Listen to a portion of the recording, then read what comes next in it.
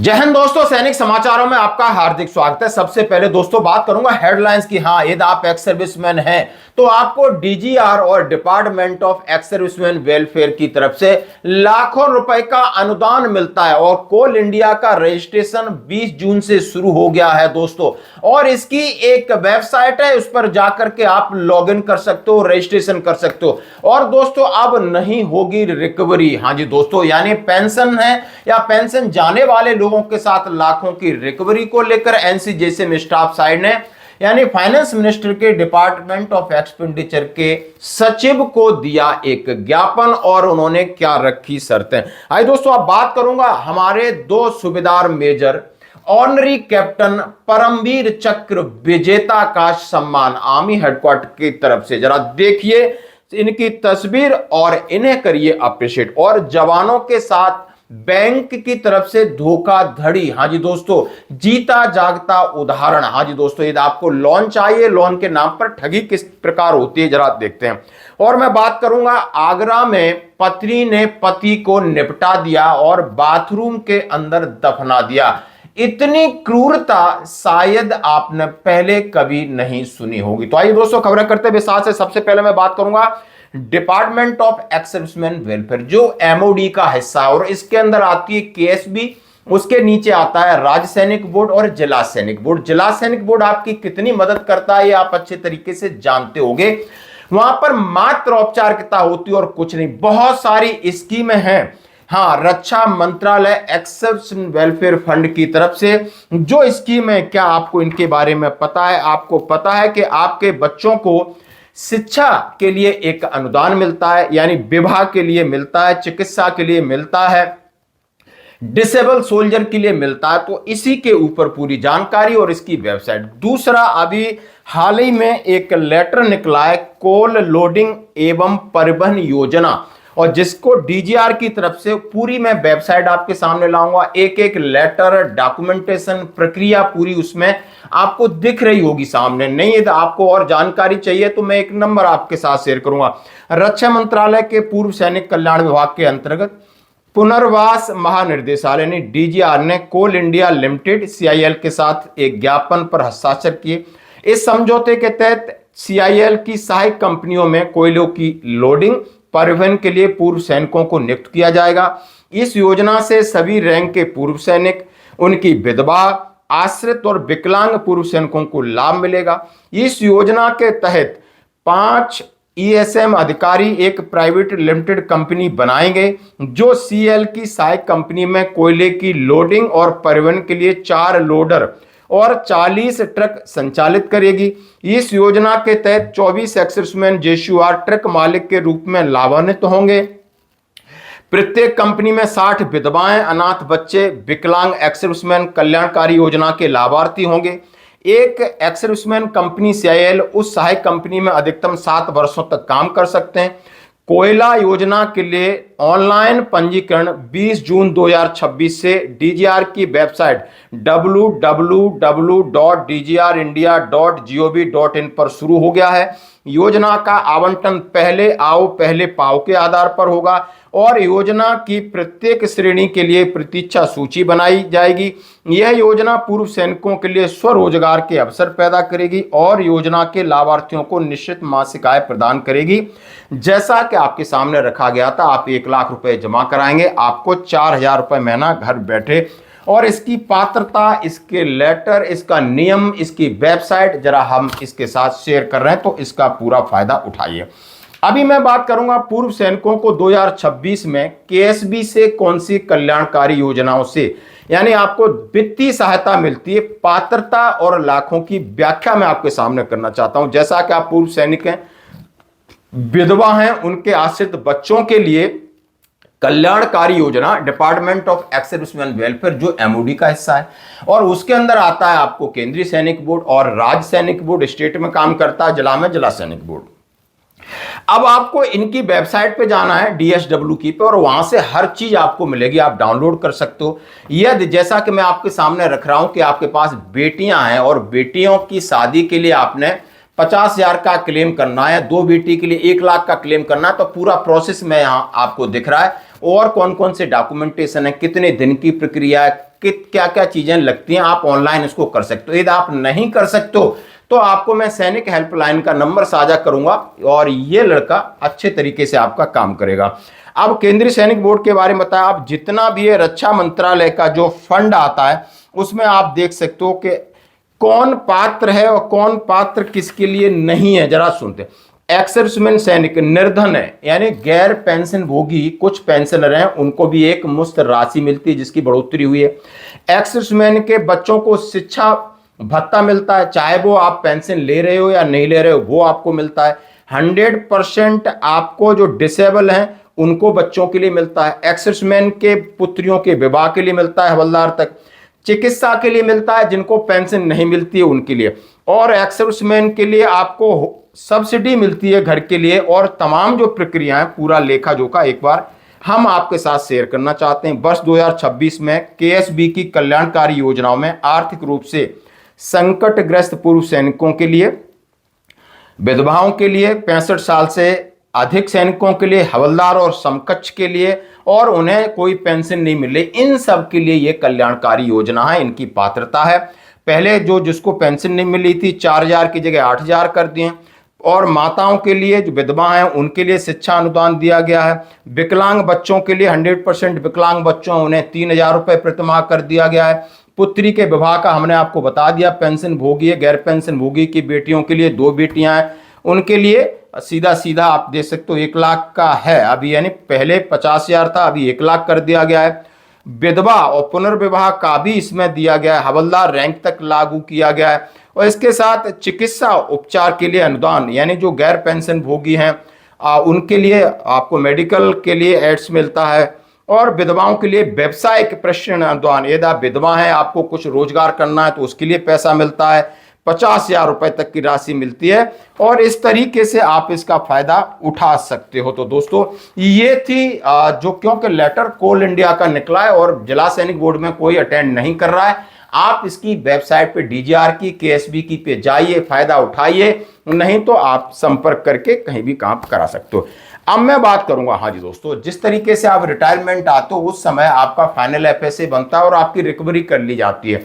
और फिर आपके पास समय होता है 6 से 8 घंटे, फिर आपने ट्रेन पकड़नी है, घर आना है, या फिर आपने वहां पीओआर में जाना है, तो शायद बड़ा इंपॉसिबल होता है। फिर जो पैसा आपका रिकवरी कट जाता है उसका जिम्मेदार आप हो जाते हो, वो नहीं। अब ये कल ये मीटिंग हुई है मिनिस्ट्री ऑफ फाइनेंस के डिपार्टमेंट ऑफ एक्सपेंडिचर के सचिव से एनसीजेसीएम और उनके सदस्यों ने सीधा सीधा रखा है कि कर्मचारी जब पेंशन जाता है तो उसका जो ऑडिट होता है और ऑडिट की प्रक्रिया में बदलाव करो और उनसे रिकवरी की जाती है, उसका अधिकार क्षेत्र बनाया है कि यदि 5 लाख तक की रिकवरी नहीं का मामला है तो एचओडी, हेड ऑफ डिपार्टमेंट है, वो उसको माफ कर सकता है। 5 से 10 लाख का है तो उसका ऊपर वाला कंसर्न विभाग कर सकता है। 10 लाख के ऊपर है तो डिपार्टमेंट ऑफ एक्सपेंडिचर से परमिशन लेनी पड़ेगी।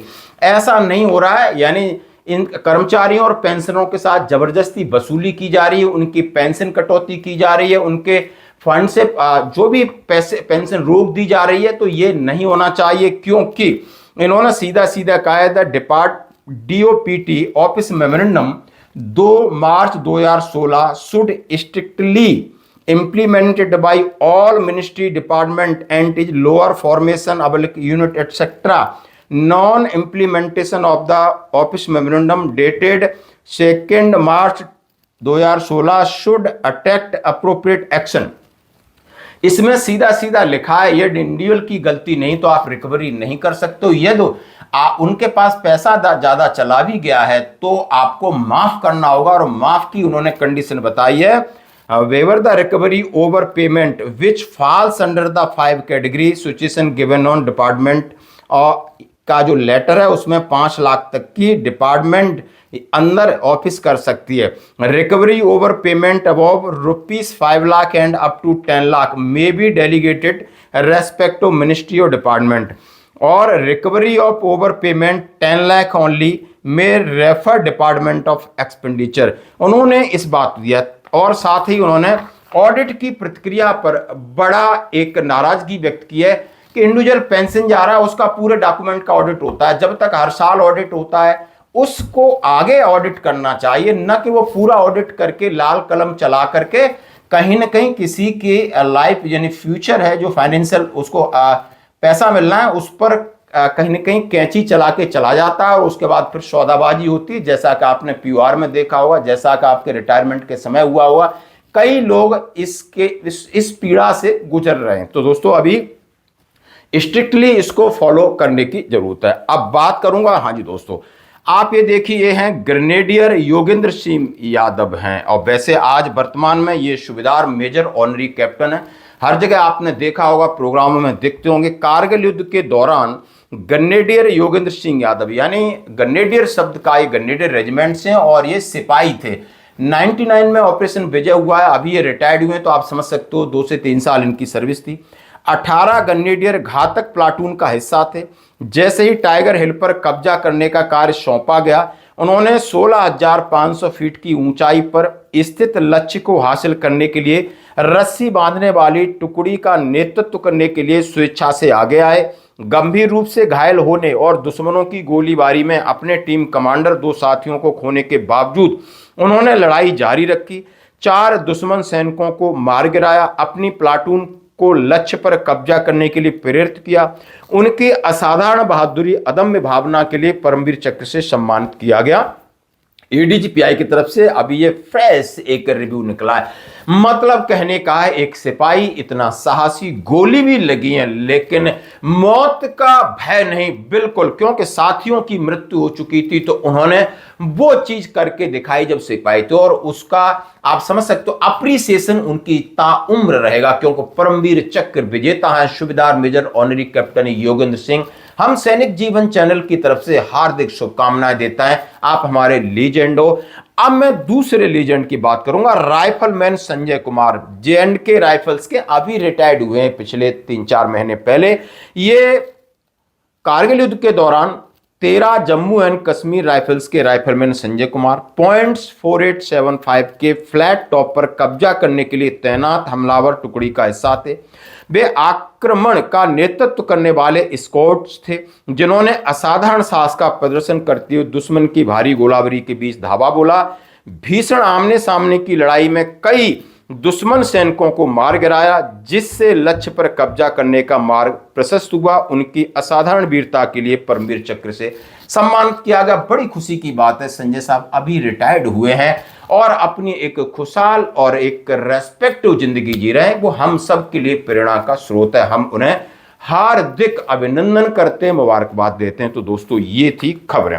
अब मैं बात करूंगा जवान के साथ धोखाधड़ी। हाँ जी दोस्तों, ये मामला 2 दिन पहले का है। ग्वालियर कंटोनमेंट मुरार, वहां पर एक जवान को पैसे की जरूरत पड़ी थी और उसका संपर्क होता है किसी बंदे से। ऑनलाइन उसको 4,23,000 रुपए का लोन स्वीकृति होने का दावा किया जाता है और फिर सब्सिडी का झांसा देकर आर्मी जवान के परिवार से 1,04,000 रुपए की ठगी हो जाती है। हाँ जी दोस्तों, कल मैं एक बैंक में गया था, बैंक का नाम है कैनरा बैंक, और वहां पर हमने ये प्रस्ताव रखा कि इस तरीके का ये खबर मैंने उनके मैनेजर को दिखाई। मैनेजर से बात किया, क्या आप हमारे जवानों को इमरजेंसी में कोई लोन दे सकते हो, क्या आपके पास कुछ स्कीम है, क्योंकि कहीं ना कहीं आज पैसे की मारामारी चलती है, कहीं ना कहीं बहुत सारी चीजें उनकी रिस्पॉन्सिबिलिटी में आ जाती हैं, और ये बैंक बिल्कुल पास में। तो उन्होंने कहा, सर आप कभी भी एक मीटिंग करिए, मैं एक लेक्चर लूंगा कि क्या चीज है वो।